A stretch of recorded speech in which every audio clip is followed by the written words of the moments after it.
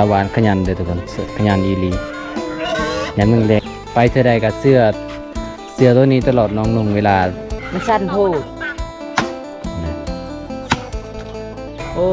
แปลกเนาะเอาเบิ่งทางนอกคือว่างามเนาะมันตาเนาะ เพื่อนเฮาบ่มีติบข้าวเนาะอยู่นำกัน10 คนพันน้องตอนนี้ก็คืออยากได้ติบข้าวแล้วก็จะได้เงินซื้อเกลือปิ้งนัวเอาให้ออกส่วนพันที่3คือน้องอยากได้แฟนอยากมีคนดูแลเด้อทุกคน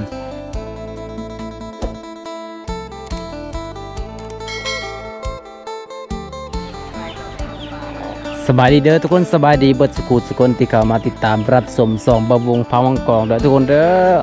แต่ไหนก็ฝากติดตามซองบะวงนี่ทุกคนเลยมื้อนี้ก็มาเบิ่งสาวหวานคือเก่าทุกคนอันนี้เป็นเฮือนศาลของสาวหวานน้องกับเบิดอยู่เป็นเฮือนเป็นตัวเป็นตนของตัวเองแต่เป็นเฮือนของนาบ่าวนาสาวทุกคนเลยอันนี้คือจะเป็นเฮือนกัวเด้อทุกคนเด้อเห็นแล้วก็น่าเอ็นดูน่าสงสารเด้อทุกคนเด้อนี่ป้านี่เป็นเบของนาสาวของสาวหวานทุกคนนี่ส่วนลายในโซนบดเขาเจ้าจะมักเอาใบปืนไปเช็ดทุกคนอันนี้ฝนตกนี่ก็คือจะเอามาดังนี่ทุกคนไปแล้วก็มาพอบ่าวบนตาเด้อทุกคนเด้อนี่ ลงทางก่อนเป็นอะไรเจ้าคือว่าลงตำลังนี่ เจ้าก็ยับก่อนน้องสิลงนะ เอ้าคือไปทางนั้นบ่ได้ข้างบ่จะไปทางนั้น น้องแวบเข้าตารางเหือน ไปเบิ่งน้องไปเชื่อหมู่ก่อนเริ่มสาวพายมีแบะ2 โตมีงัว1 โตเด้อทุกคนเลย มาซำนี้ล่ะ งัวคืองัวพันธุ์แบบงัวตามประเทศทุกคนงามนี่หมูของสาวหวานทุกคน3 โต 4 โตนี่แหละ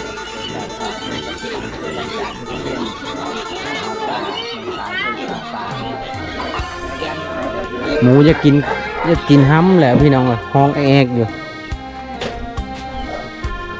อ๋อทุกคนเลยต้องใส่กระสอบมาเป็นอย่างดี ซีเข้าอีกมีติ๊กใหญ่เนาะ จะไหนคันมีอันนี้มีอันเดียวได้คันมี2 อันบินได้เลย เห็นอะไรสาวาน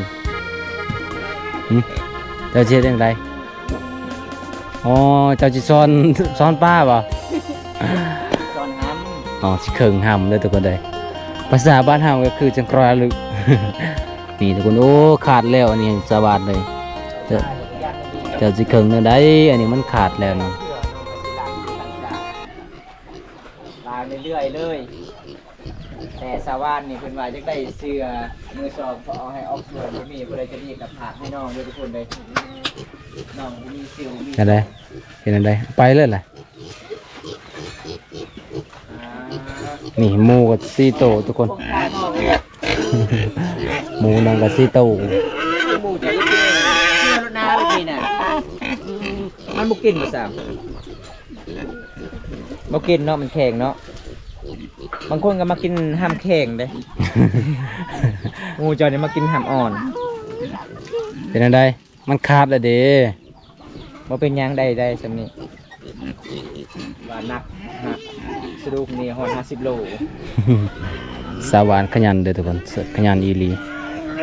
ยามแรงๆนี่น้องเป็นคนเกลือหมูตลอดมายามใดก็เห็นน้องเกลือหมูตลอด ขยันเนาะ แม่น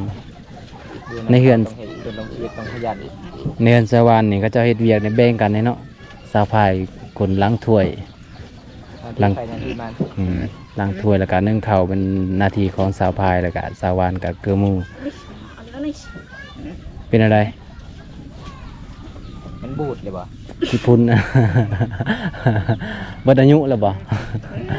เด้ถอกทีมมาแล้วทุกคนเลย คือตัวใดมันแข็งๆกะ ขอบตีดนี่หน่อย เรียบร้อยเนาะตัวนี้เนาะโอ้ต้องได้เครื่องให้เบิดเลยทุกคนถ้าเครื่องบ่หมดก็มื้อหน้าก็เครื่องอีกจักโตงัวเจ้างัว4 โตงัวได้บ่แม่นหมู จักโตอ่ะตัวหนึงโอ้ หมู4 โต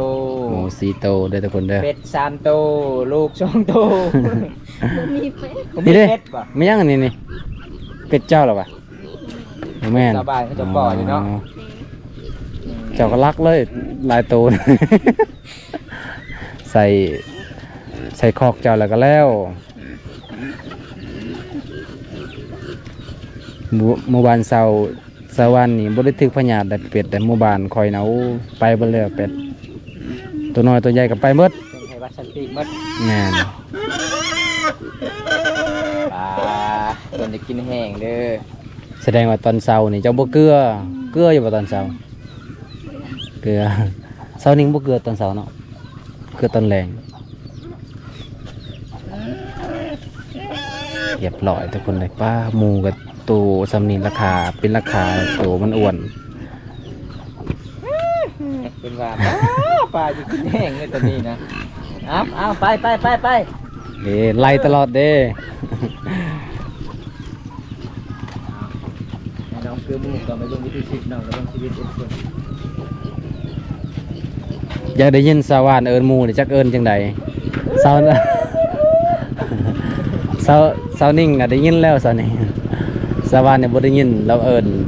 หมูมากินหำหมูแถวนี้นะมันฮู้จักได้เฮาเอิญแหละถ้าเจ้าของมันเอิญแล้วมันก็ฮู้จัก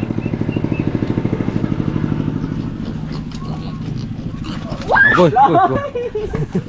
โอ้เกือบตายแล้วหมูเจ้าไปไหนเนาะ คือปีลังกา ผู้เดียวเจ้านี่กินบ่หมดได้สาวานตัวเดียวนะ เอามา เอาทางไม้มากิน แม่นบ่ตัวน้อยๆนะหมูเจ้านะ แห้งๆอยู่เลย ว่าเบิ่งดูหมูเจ้าแม่นบ่ตัวน้อยๆนะนี่ตัวน้อยๆนะ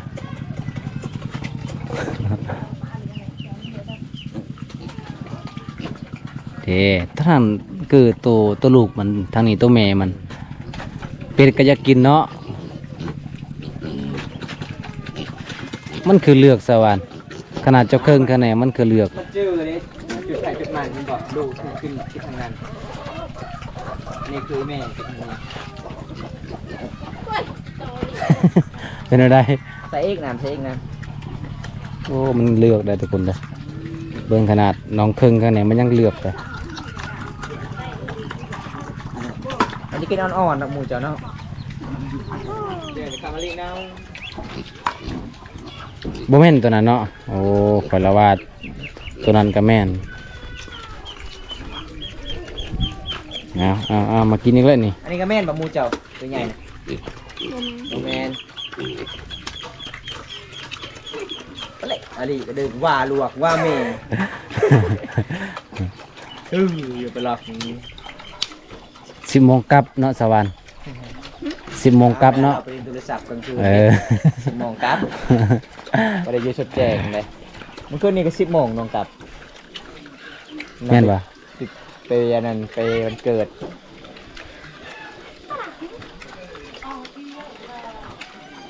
แล้ว ตะวิ่ง เป็ดลักกิน แม่นบ่สวิงสวิงเจ้า Nó viên lên mà nó anh viên cái này em tôi viên thì em แม่นบ่ตัวนั้น นี่ก็เป็นเกษตรบดนี่บอกว่าจะเป็นหมูมีพัดมีดองข้าวผัดนี่ก็คือต้องคอใดทุกคนไปเอาเลยทุกคน ต้องยืมกัน มีหยังก็ต้องแบ่งปันกันแถวชนบท เนาะหมูเจ้าตัวบักใหญ่กินหมดเลยเด้ เอาตัวใหญ่พุ่นสิมาอีก อันนี้เนี่ยมันจะอดหลอกนี่ của chú đi được โอ้วนไปวนมาเนาะเกลือหมูนี่ อันนี้แล้วมันจึงกลัวเรียนดังฮะดงไหนดงอันฮะ อืม ทำไปนรกอดในจังยุกเตะอย่างดีกูไปเลยเจอดงไหนดงอัน เดี๋ยวเราเจอเนี่ยครับ อืม พี่มาให้เรียกกระเจ็ด จะบอกมาดังเตะ ดังนะ เรียกจอเบอร์ปลาเงิมหนะปลาเงิมดงให้เบอร์จอมาอันช่วยปฏิจจโดยแล้วบนยันตด กินแล้วอิ่มแล้วทุกคน สแกนยี่จ้าหลุดจ้ะ ตุยแล้วตอนนี้นั่นมันจะตุยเลย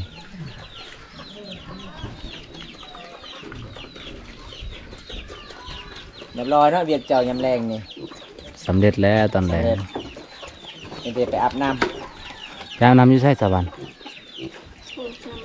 ธรรมดาน ำมาด้านอ๋อนำโปมเอาสูบเอา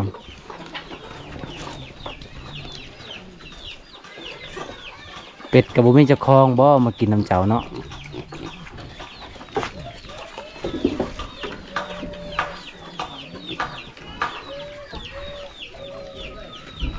น้องหาก็มาแต่เก็บผักแล้วก็มาเกลือหมูต่อทุกคนเรียบร้อยเบิดมีกิน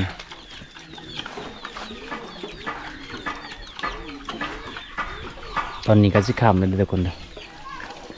ตะเวนก็สิตกแล้วทุกคนตอนเช้าก็เจ้าบ่เกลือนะแม่นอ๋อตื่นเช้าอยู่บ่เจ้านะตื่นแต่เช้าอยู่บ่ สวรรค์นี่บ่มีเสื้อผ้าเด้อทุกคนเด้อไปเท่าใดก็เสื้อตัวนี้ตลอดน้องนุ่งเวลาเกลือหมูนะไปตอนนั้นก็เสื้อตัวนี้แหละทุกคนเลย10 โมงกลับก็ได้ไปกับจื้อโลดสวรรค์นี่10 โมงกลับ นัมเบอร์กันนัมเบอร์10นัมเบอร์นะเมสซี่ โอ้ย ำบ่ได้ข้อเฮียนนำนาสาวเจ้านะเวลาเอาผัวมันสบายนี่น้องเอ้ย อ้าวแต่กระตาย อ๋อสวรรค์ สาวพายบ่ชาวบ้านบ่อ๋อ อ๋อ สาวบ้านเป็น ส นั้น วรรค์ตัวนี้ อ่อนมุกแก่ งามเนาะ งามเล สิน ย มุกเขาเอิ้นสินชุมพรมังกรทุกคนเลย อันนี้เป็นผู้นาสาวตำมานาแผ่ ยามแรงเป็นยังน้องที่ซีข่าวบอกเราคงซี 15 พื้นบ่สวรรค์ ป้าท้องแม่เป็นอย่าง สีผ่าเพื่อน แม่พาแล้วนะ ฮะอยู่ไส้ควรเจ้ามากคุณสีผ่าซอยนี่นะอ๋อไป ตัว ไปส่งอ้าย เยอะ ได้สีผ่าซอยก่อน ไป อุ่นเนาะ ไปอยู่ไส้สะพาย ป้าได้ ไป เมื่อนั้นก็คือสะพายผ่าพื้นเก่งเด้สาวนิ่งก็เก่งผ่าพื้น อันนี้สวรรค์อีกเนาะ สาวาน ยายป้าแม่เนาะ เป็นว่าป้าเนี่ยป้าเนี่ยคือผ่าพื้นเลยทุกคนฮะเอาสีผ่าซอยน้องก่อนน้องว่าคอยพาบ่เป็นนี่อ้ายเอ้ยมีที่อ้ายพาคอยนี่ได้ ตัวใดตัวน้อยหรือว่าตัวใหญ่ ตัวนี้บอกพาพื้นบ่ โอ้ควันเนาะ ควันนี่คมขนาดเลยเอาให้น้องเลือกเลยเลือกใหญ่ก็ได้เลือกน้อยก็ได้ มีเบิดเนาะ ยังมีแห้งอยู่ ตัวยาวก็มีตัวสั้นก็มี มักสันก็เอาสันมักยาวก็เอายาว อันนี้ฟืนยังโบงเลยทุกคนฟืนยังโบงที่ก็จะทากเรามาขายให้เวียด มันแห้งแล้วบ่ คือ สบาย ตัวฟืนก็เอาเอง แห้งแล้วเนาะใหม่นี่เนาะ เฮงแล้วบ่ โอ้มันแห้งแล้วดีน้องกัน บ่เอาตัวมันเป็นนั่นนะเป็นงานแบบสีง่ายกว่าสวรรค์ เป็นตัวโตดๆนะ เป็นกระตด เหล็กอ่อนนั่นเหล็ก แม่นใช่บ่อ๋อ เอาให้ยังก็ได้ น่าได้ก็ได้เอา เอามาเลยตัวได้ สิพาอยู่ใช่อยู่นี่รถเนาะนี่โอ้ยระวังทึกแควนะทึกแควนี่จะบ่ได้ผู้บ่าวดอก เฮ็ดบ่บ่ง เจ้าก่อนเจ้าก่อน ไปก้อนบ่ จับให้ก้อยกล้องนี่เอา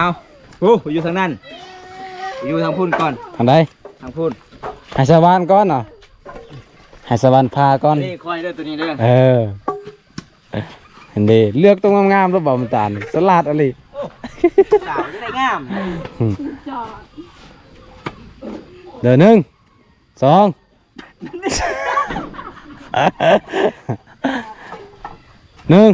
2 3โอ้ยโอ้ยตายแล้วนี่ผ่านเนี่ยบ่ ครั้งที่หนึ่งครั้งที่สองครั้งที่สามแม่นดี เออนี่ลึกจนบ่ถึกทุกคนเลยผู้โอ้หอมนี่แม่นเนาะ เว้ยเก่งได้ เก่งได้ให้สวรรค์มาพาจังหน่อยเด้โว้ยแบบนี้บ่ได้ดังไฟดอกแบบนี้น่ะเบิ่งรถนั่นเด้โอ้เลยสิได้นี่พอแห้งระวังตีนจะได้บ่าวเอ้ย เห็นบ่ อะไรเห็นอะไร อะไรจะได้เมียทำก่อนนี่ อ๋อพอดีนะสำนันเนาะพอดีบ่สวรรค์ เอาช่องบ่เอาอีก นี่ ดีพ่อ พอแล้ว พอแล้ว งามเลยเนาะ เอาตัวได้บ่ตัวนี้บ่ เอาตัวนี้ลองเบิ้งหอมนี่ค่อยเบิ้งเนี่ยบ่ถึกเลย เบิ้งนี่1 2 3โอ้เห็นเลยเนาะ เริ่มแล้วได้ เริ่มแม่นแล้วได้บัดนี้นะท่านบ่สวรรค์โอ้โหกลากระโดดเลยนะ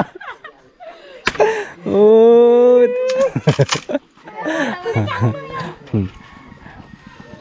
3-4 หอบ4 เทื่อก็ยังบ่ได้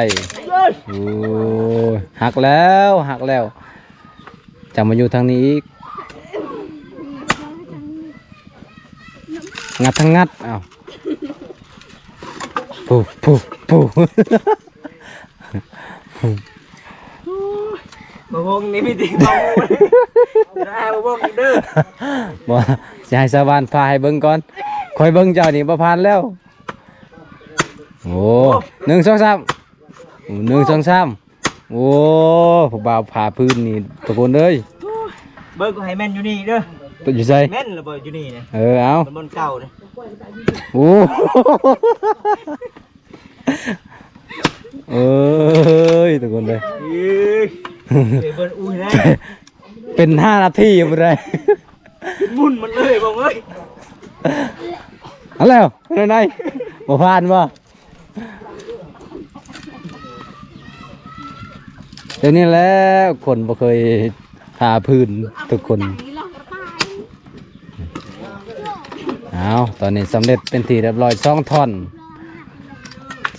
เรียบร้อยแล้ว อ่ะบ่บ่ลองเบิ่ง ให้สวรรค์ก็เอา สวรรค์ ลองเบิ่ง ก่ ส อน วร เอา รค์ เอาสาบานไปจะได้พี่มือเจ้า ฝีมือเจ้า เบิ่งเสาพายเนี่ยเบิ่งตลอดเลยบ่าโอ้บ่พลาดเลยบ่บุญตานี่เดี๋ยวบ่บอกพลาดเลยบ่ทุกคนเลย ข่อยน่ะบ่เคยพา เอาเบิ่ง หนึ่ง เด้อนี่เด้อ 2 หอยนับเอาพาโลนาบ่าวตายังพาโอ้บ่ถือคือกันเนาะ บ่เป็นหยัง ยัง ครั้งที่หนึ่งบ่เป็นหยัง ครั้งที่2เอาพาดี ไปปวยมานำตรงนี้จะยิ่งไทยกึ ๆ1 2 3นี่โ ซองเลยเด้อ 1 2 3เรียบร้อย ให้ดีๆได้ ซองละชามเลยได้ครั้งที่สี่เอา เอาโอ้ถึกเนาะอันที่ สี่อยู่ 4ค่อยว่าควรเจ้านั่นโคตรบ่จัก มันสั้นโพูด นี่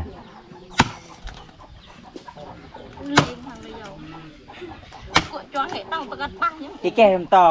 ดารัก กี่โลบ่เบียวหอม เบี้ยว แต่ละล้วนนี่จบวางนี่แหละมวย โอ้ทุกคนเลยควรอันนี้สวรรค์ว่าโคตร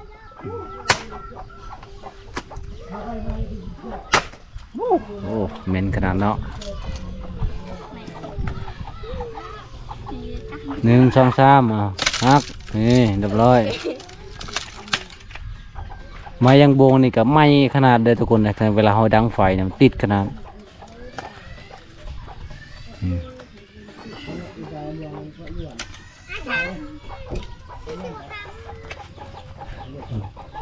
ตบงามเลยตัวนี้นะงาม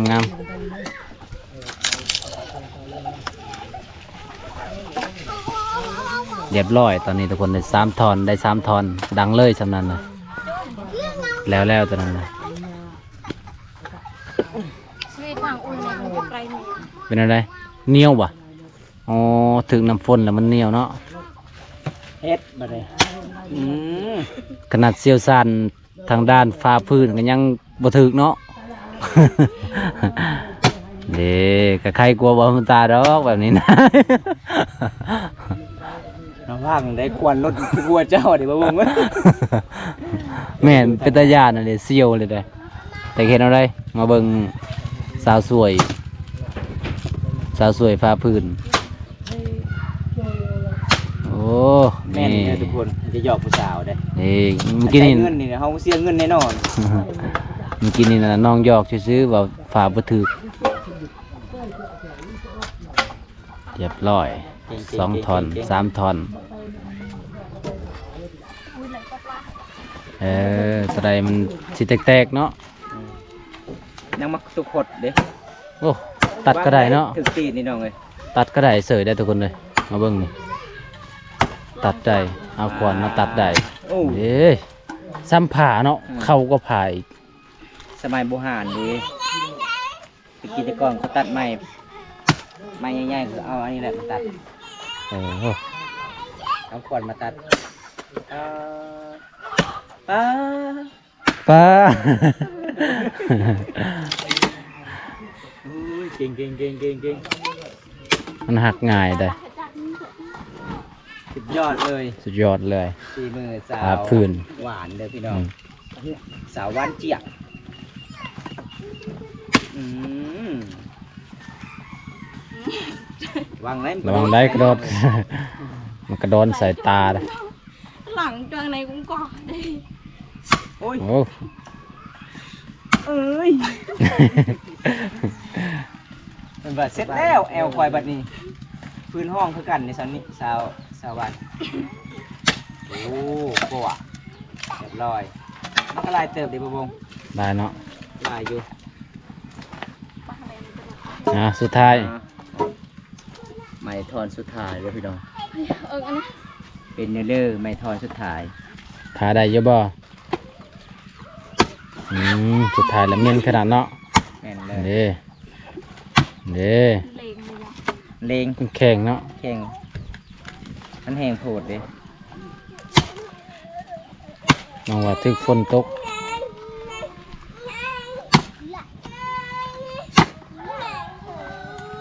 บ่ได้เปลี่ยนบ่เอาสุดท้ายแล้วทุกคนเลย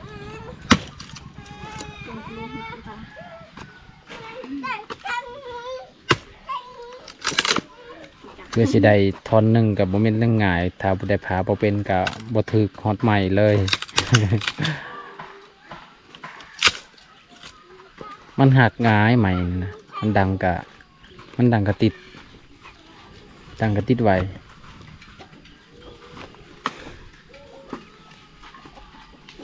สำเร็จเป็นทีเรียบร้อยตอนนี้ต้องมีเสียงอีกเนาะสิ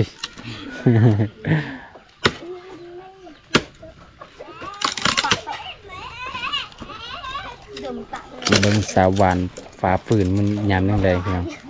เป็นวิธีชีวิตของน้องแหละหลังจากเกลือหมูเกลือเป็ดแล้วทุกคนน้องก็สิได้ฟ้าฝืนต่อสำเร็จภารกิจของน้องหวานเอาเรียบร้อยตอนนี้เบิ่งตัวหักกะมีทุกคนเลยเห็นบ่ตัวนี้คือแบบมันหักละเห็นบ่ระวังได้เวลาจะถือนะมันแทงได้มือนะบ่เป็นหยังบ่อ๋อเวลาเอาขึ้นก็ต้องเอาไว้เป็นระเบียบเรียบร้อยตัวนำบริผ่าเลย เอาไว้อีกตัวนี้นะ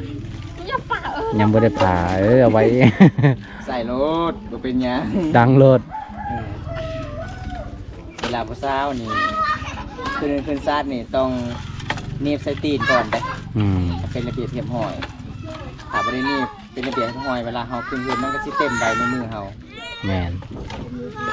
ถ้าบ่ไว้เป็นระเบียบนี่ก็บ่ได้ทุกคนเลยมันก็สิเต็มมือเต็มตีนเพราะว่ามันถ้าเฮาถือบ่ดีมันก็สิเป็นน้ำได้แทงมือ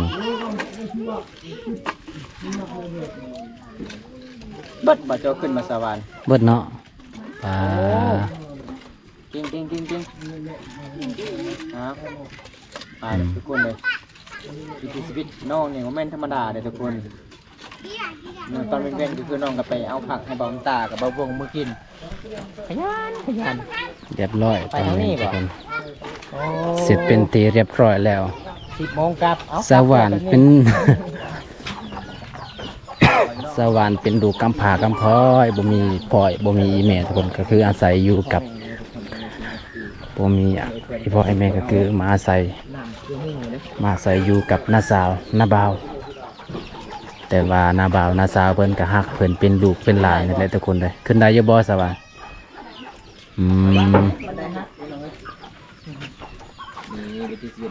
ทางเทิงก็คือ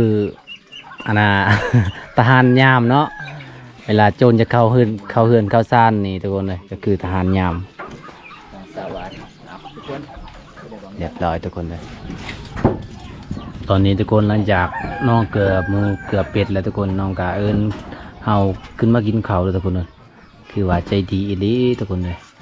ตามอีหยังอันนี้ซะไปตำแจ่ววะอ๋อเฮ็ดแจ่วอันน่ะแจ่วปลาบ่หรือว่ามีแต่แจ่วมะเขือแจ่วมะเขือเนาะอันนี้เป็นสาวพายทุกคนเป็นน้าสาวของสาวบ้านเอาขยันเบิด2 คนเลยผู้เป็นอันนั้นน้าสาวก็คือเฮ็ดเวียกในเฮือนแล้วก็ผู้เป็นร้านก็เฮ็ดเวียกอยู่ตารางเฮือนก็คือเกลือหมูเกลือเป็ดเกลือไก่ทุกคนเลยเบ็ดได้หรอ นี่น้องน้อยผู้บ่าวน้อยจักคนในเฮือนเจ้าในสบายจักคน10 คนปาดโตหลายแท้เนาะ10 คนทุกคนเลย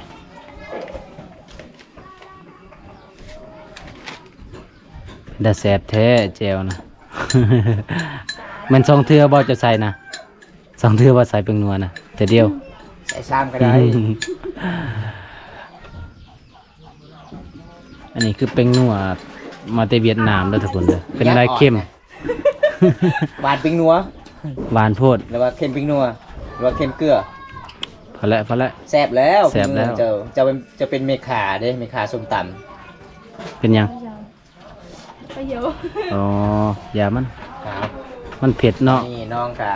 ว่าให้เผ็ดนะได้มันก็เผ็ดแล้วเนาะ ตามได้ทุกคน แมนว่าจะกลับแต่ว่าน้องก็เอิ้นทุกคน นี่ได้ เอิ้นกินข้าวกินน้ อ้าวทุกคนตอนนี้ก็คือน้องกะชิมย่อพาเข้าเลยทุกคนซองไอ้น้องเลยพี่น้อง อันนี้คือเป็นลูกน้าสาวกับน้าบ่าวอันนี้คือสาวว่านเพื่อนกะพออยู่น้ำเป็นลูกคำพาครับพ่อคันแม่ ตอนนี้ก็คือน้องก็หิวน้ำแล้วทุกคนอากาศมันร้อนเลย เวลาเคสนบด ำน้อง นี่อยากกินข้าวกินน้ำเพื่อน ตำแจ่ว ล้างมือล้าง ตำแจ่วให้ทีมงานเฮากินนะทุก อั คน น นี้ได้หั่นอย่างน้อง หานยางสวรรค์เสา หั่นปลา พาย บ่ ปลาบ่ อ๋อเดี๋ยวสี่กินข้าวกินน้ำไปด้วยน้อง นี่เด้อ ปลาปลาเป็นไงน้อง โอ้แปลกเนาะเอาเบิ่งทางนอกคือว่างามเนาะมันตาเนาะมาเบิ่งทางใน เพื่อนเจ้าไม่จ้า เป็นอะไร จะคนเหือนเจ้าเนาะ10 คนบ่ 10 คน เบิ่งทุกคนเลยติดเข่าน้องป้า แสดงว่าติดเข้าตัวนี้นะมีเสน่ห์เนาะมันตาเนาะผู้ใดก็อยากจกแล้วติดเข้านี่ เบิ่งทางนอกนี่งามนี่ติดเข่าลาวนี่บ่งเลยแต่เบิ่งทางในนี่ป้า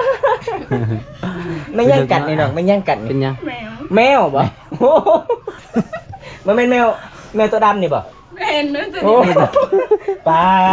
แมวตัวนี้เนาะ แมวตัวนี้นะทุกคนกัดจนหมดเลยติดเข่าน้องมือพี่น้องเลยสงสารน้องหลายเลยถ้าผู้ใดใจดีก็ซื้อให้น้องนี่เด้อพี่น้องอยู่นำกัน10 คนติดเข่ามันสิพังมันสิเพล ขาดหมดแล้วเนาะ ป้าทุกคนเลยสงสารน้องในบ่งเลย แม่นทุกสารแห่งอีดีทุกค คน น เลย คนใจดีก็ได้ติดเข่าเช่นนี้เบิ่งน้องก็ยังใส่เข่าให้ไปมีเงินอีกซื้อบ่น้องบ่มีเลยเนาะเฮาก็เฮ็ดให้เฮ็ดสวนทุกคนเลย อืม สาวบ้านในท้ายเห็นติดเก่าเพิ่นขาดมัดเพิ่นหัวเลยเด้อทุกคน เนาะสวรรค์เนาะ โอ้ยอายเด้แต่สิอายจังได๋เฮาบ่มีเงินมีคำเนาะสาวพายเนาะต้องแบบนี้เลยคน10 คนเด้อพี่น้องเพื่อนของน้องประมาณ10 คนเบิ่งน้องสายผมน้อยๆอยู่ทางนั้นทุกคนเลย ระวังเลยเราไม่งอดเด้อท้าเว้ย เอามาทุกคนมากินข้าวนำกันเลยทุกคนเอาสาวบ้านกินข้าวเด้อ ทำให้ เนาะ สวรรค์อย่าหัวร้ายได้อเจ้าเด้อ กินข้าวกัน นี่ มาเด้อ ผู้สาวใจดีอาหารยังอาหารป่า เอาทุกคนเลยถ้าผู้ใดใจดีก็ซื้อตึกข้าวให้น้องเด้อทุกคนเลยจังใหญ่สันนี่ประมาณอยู่เท่าไรสันนี่นะได้บ่100,000 100,000ปลาย เส้นปลายเนาะ ทุกคนเลยไม่ยังอันนะปะอยู่ใช่คือว่าตึกแมวกัดน่ะนะ เจ้าไปอยู่นี่แล้วก็ ปะอยู่นี่ โอ้ น้องชายเจ้าน้อยๆข้างแมวโอ้ ขอ พอเลยคิดว่าแมวอยากกินข้าวแมวก็เลยกัดทั้งนอกบ่แม่น ยันว่าเขาเอาไว้อาหารอยู่ไหนเนาะ เออ แต่ได้มาข้าวแมว หมดเลยพี่น้องเอ้ยนี่บ่ อีลึกเลยทุกคนเลย พี่น้องเอ้ย จน สาวโสดบ่มี ใส่บ่ได้เลย เอาใจดีก็ซื้อให้น้องเด้อน้องเป็นคนใจดีถ้าบ่ได้มาบ้านน้องก็คือน้องก็สิเอาติ๊กข้าวนี่ล่ะใส่ข้าวแล้วก็มีอาหารป่าไปพร้อมทุกคน เอากินได้ไหม สง สบา สาย รเลยเอาลงมือเลยน้องกิน เอามันบ่ล้างมือ กินได้บ่บนตา สงสารบ่วงเลยเห็นไหม แม่น สงสารมึงหลายเด้อคนใจดีแต่ติ๊กข้าวน้องนี่โอ้ย ไปมาแล้ว แมว เนาะ ดำนี่สลัดว้าวจะกินอาหารเอง กินปลาเนาะ ไม่ได้กินปลานะแมวดำนี่เนาะเอาแท้เอาว่าเลยแมวดำเนี่ย แม่น น้องใดมาที่ไซส์แมวดำนี่นะตัวหนึ่งนี่นะบ่ฮู้บ่ คือแมวป่าเลยนะ คือแมวป่าเลย ดำขนาดเลย กัดติดเข่าจนขาดเบิดสงสารเลย เอามากินน้ำกันเด้อทุกคนเด้ออันนี้คือประเพณีเด้อถ้าเฮามาเยี่ยมมายามเพื่อนสาวๆกันนี่เขาเจ้าก็สิได้ย่อผ้าขาวให้กินเด้อทุกคนเด้อทั้งบ่มีอาหารก็มีแต่แจวกับย่อเนาะสาวไผเนาะต้องได้ย่อแหละทุกคนคือประเพณีบ้านเฮา ทุกคนเลยมาทางใน ทางในน่ะ ปลา หมดแล้วมุ่นแล้ว แมวดำนี่แมวดำนี่บ่ได้เลยแมวดำเจ้านี่บ่ได้แล้ว ได้เนาะ กินติบ สา ข้าว วสาวบ้านตอนนี้ขอบใจหลายเด้อ จะได้หลาย ที่ต้นทับอายเป็นอย่างดีคอมพันน้องตอนนี้อยากได้หยังน้อง อยากได้ตึกเขาใส่ อ๋ออยากได้ติบข้าวบ่ แมน อ๋อเฮือนเฮาบ่มีติบข้าวเนาะ แมน อยู่นำกัน10 คน แมน อ๋อบ่ได้ใจะดีก็ซื้อให้น้องติบข้าวทุกคนเลยแล้วคอมพันที่2อยากได้หยัง เลยก็อยากได้เงินมาซื้อสบู่มาซื้อเกลือ อ๋อเอาให้6ส่วน แมน อ๋อแฟนนี่บ่เอาบ่แฟนบ่ เอาแต่บ่มีแพง เอาให้กันเนาะแต่บ่มีไผมักทุกคนคอมพันน้องตอนนี้ก็คืออยากได้ติบข้าวแล้วก็จะได้เงินซื้อเกลือปิงนัวเอาให้6ส่วนคอมพันที่3คือน้องอยากได้แฟนอยากมีคนดูแลเด้อทุกคนผู้ใดใจดีก็ซื้อให้น้องติบข้าวเด้อพี่น้องเอ้ยติบข้าวน้องนี่เบิ่งทางนอกก็งาม เบิดแล้ว งา เนาะ ม บนตาเนาะ เปิดแล้วทางในป้าจนใส่ข้าวบ่ได้เลยพี่น้องตอนนี้อายขอกลับกันเด้อน้องเด้อก ลับกันเด้อ เสาสะพายอายกลับกันเด้อบ๊ายบายเนี่ย บ๊ายบาย บ๊ายบาย นี่ทุกคนใจดีหลายคลิปนี้ก็ปิดไว้เท่านี้ก่อนทุกคนเลยตอนนี้ก็ขอยเองก็สิกลับแล้วทุกคนเลยเพราะว่ามันก็สิขามสิมืดแล้วทุกคนยังไงก็ฝากไปติดตามซองหมู่วงเลยเด้อทุกคนฝากกดไลค์กดแชร์กดติดตาม ตอนต่อไปทุกคนก็สิได้อัปเดตน้องเรื่อยๆทุกคนเลยจนว่าน้องสิได้ผัวแล้วทุกคนเลยกาผู้ใดตนสงสารสาวานก็สามารถทักหาบาวบนตาทีมงานกองบวงแล้วก็ทักหาบวงทุกคนผู้ใดอยากซอยน้องว่าบ่มีเสื้อผ้าทุกคนบ่มีเสื้อผ้าอย่างนุ่งก็เลยมาเท่าใดก็มีแต่น้องนุ่งแต่เสื้อตัวเก่าๆนั่นแหละทุกคนเลยคลิปนี้ก็สิปิดไว้เท่านี้ก่อนทุกคนบ๊ายบาย